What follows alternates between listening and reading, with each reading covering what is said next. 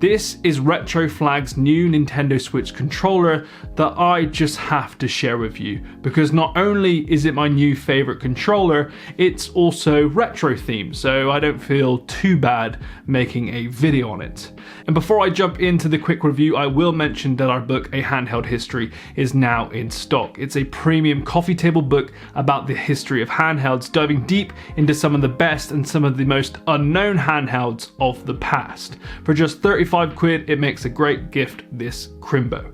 Now, the review. Retroflag are well known for creating Raspberry Pi related handhelds, with their new recent GPI Case 2W being officially launched. But they must have seen the impressive custom GameCube Joy-Cons video by Shanks that went viral a couple of years ago and decided to develop something for the masses.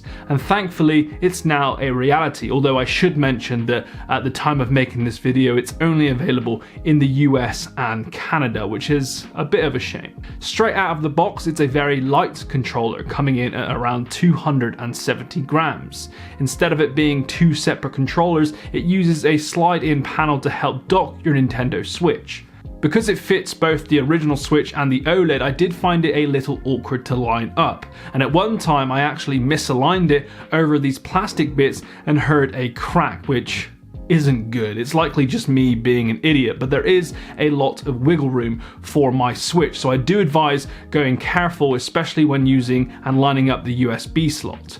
Once it's slotted in, you can get a real sense of how it looks, and I must say, it's stunning. The transparent shell along with the GameCube button layout just screams nostalgia, and I don't think I can ever go back to the normal Joy-Cons after this. This is now my new Switch setup. Although on Retroflag's website and marketing material they can't use the words GameCube, it's obvious that this is trying to be as close to it as possible, and I honestly think they've done a cracking job. It's incredibly comfortable in the hand, and after a long gaming session I had no aches or pains. It just feels so natural to hold. The D-pad used is thick, has a little bit of movement, and offers a nice soft clicky feedback, making it great for those of you that like to play fighting games. Above that is the signature thumbstick with the memorable circles, and because these analog sticks are whole joysticks, they use magnets instead of physical buttons, making it far more reliable, and you'll be glad to know they don't drift. Huzzah. I know you should be putting this in your basket already.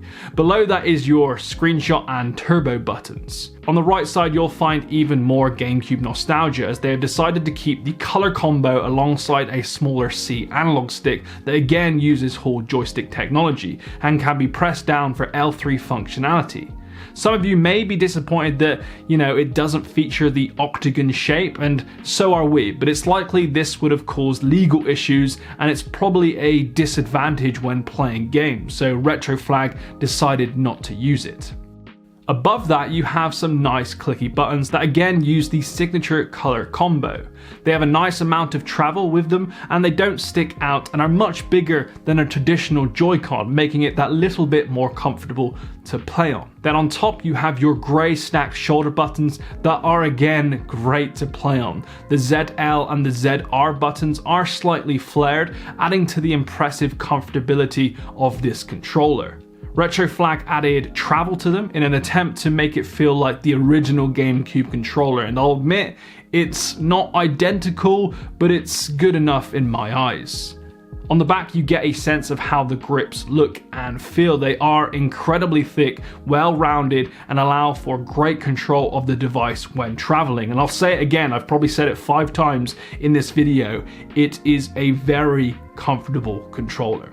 Then below the USB-C dock you have a USB-C port that has PD fast charger compatibility, another great feature that Retroflag have added.